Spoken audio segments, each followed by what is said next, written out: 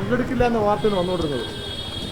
പങ്കെടുത്തില്ലേ? അതെ, അത് പങ്കെടുക്കാൻ വരികയല്ലേ. അപ്പോൾ വാർത്ത ആ വാർത്തക്ക് അധികം ആയുസില്ല എന്ന് മനസ്സിലായില്ലേ? ഇതിൽ കൺവീനർ സ്ഥാനം മാറ്റും, രാജിവെക്കും എന്നൊക്കെയാണ് ഇപ്പം പറയുന്നത്. കുറച്ചുകൂടി കാത്തിരിക്കും. അങ്ങനെ ഇ പി ജയരാജൻ രാജിവെച്ച് പോകാൻ പറ്റും? അല്ല, കുറച്ച് കാത്തിരിക്ക്. ഇതിലെ CPI പറയുന്നത് പ്രധാനപ്പെട്ട ഒരു ഘടകകക്ഷിയാണല്ലോ. CPM ഇക്കാര്യത്തിൽ തിരുത്തും, ഇ പിക്ക് ഒരു ജാഗ്രത വേണ്ടിയിരുന്നു എന്ന് പറയുന്നു. ഏത് പ്രശ്നത്തെക്കുറിച്ചും ആർക്കും സ്വതന്ത്രമായി അഭിപ്രായം പറയാനുള്ള അധികാരവും അവകാശമുണ്ട്. അഭിപ്രായം പറഞ്ഞോട്ടെ, അതിനെന്താ? ഈ കൺവീനർ സ്ഥാനത്ത് നിന്ന് മാറുന്നതിനെ കുറിച്ചൊക്കെ ആലോചിക്കുന്നുണ്ടോ? ഇതെല്ലാം വളരെ നിസ്സാരമായി കാണുന്നതാണോ? നിങ്ങൾ ആലോചിച്ച് നോക്ക്. വീണ്ടും ആവർത്തിച്ചിരിക്കുന്നത് 3 തവണ കൂടിക്കാഴ്ച നടത്തി. ശോഭാ സുരേന്ദ്രൻ പറഞ്ഞത് 3 തവണ. ആദ്യ തവണ ഞാൻ പറഞ്ഞില്ലേ, ഞാൻ ആ സ്ത്രീയെ നേരിട്ട് കണ്ട് ഇന്ന് വരെ സംസാരിച്ചിട്ടില്ല. 1. 2, ഞാൻ ആകെ ആ സ്ത്രീയെ ഒരു 5 മീറ്ററോ അടുത്ത് കണ്ടത് ഉമ്മൻചാണ്ടി മരിച്ചപ്പോൾ ആ സ്റ്റേജിലാണ്. ഞാൻ ആ സ്ത്രീയെ കാണുകയോ സംസാരിക്കുകയോ ഒരു സ്ഥലത്ത് എന്ത് കാര്യത്തിന് ഞാൻ പോയിട്ട് എന്നെ പോലുള്ള ഒരാൾ പോയിട്ട് ആ സ്ത്രീയോട് സംസാരിക്കേണ്ടത്?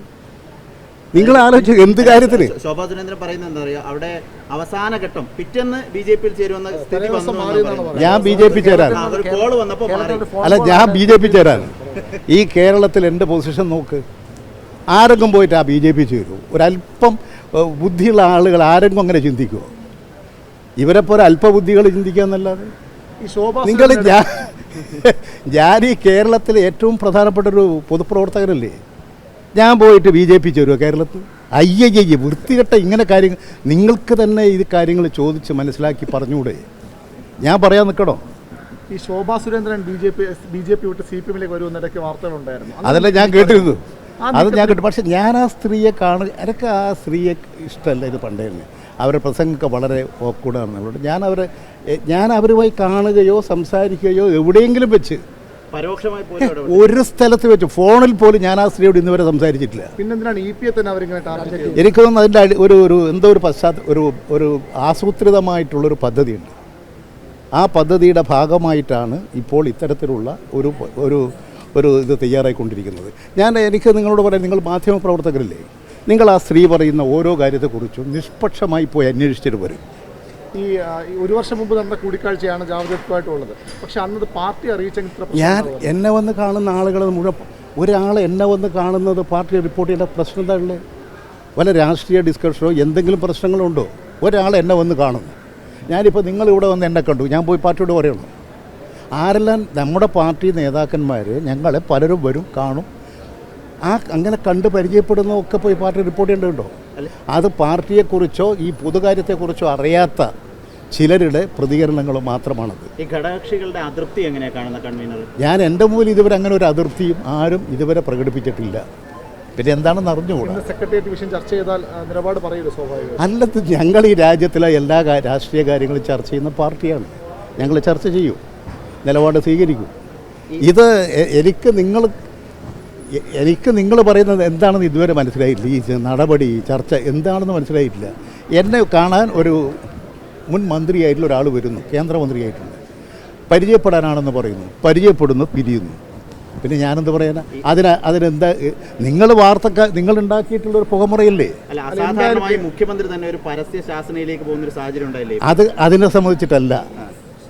അതിൽ നിങ്ങൾ ആദ്യം ആലോചിക്കേണ്ടത്, ചോദിക്കേണ്ട ഒരു ചോദ്യം, ഈ ദല്ലാൾ എന്തിനാണ് ഇദ്ദേഹത്തെയും കൂട്ടി എൻ്റെ അടുത്ത് വന്നത്? ദല്ലാളും അദ്ദേഹവും കേന്ദ്രമന്ത്രിയായിട്ടുള്ള BJP നേതാവുമായിട്ടുള്ള ബന്ധമല്ലേ അന്വേഷിക്കേണ്ടത്? അവരാണല്ലോ കൂട്ടി വരുന്നത്. ഒരേ കാറിൽ വന്നു എന്നൊക്കെ പറയുന്നത് അതെനിക്ക് ഞാൻ കണ്ടിട്ടുള്ളതല്ല. അല്ല, എനിക്കതറിയില്ല. ഈ ദല്ലാളുമായ ഒരു അമിത സൗഹൃദം വന്നത് ഇപ്പോൾ ഖേദിക്കുന്നുണ്ടായിരുന്നു. എനിക്ക് അങ്ങനെ ഒരു അമിത ബന്ധങ്ങളേ ഇല്ല.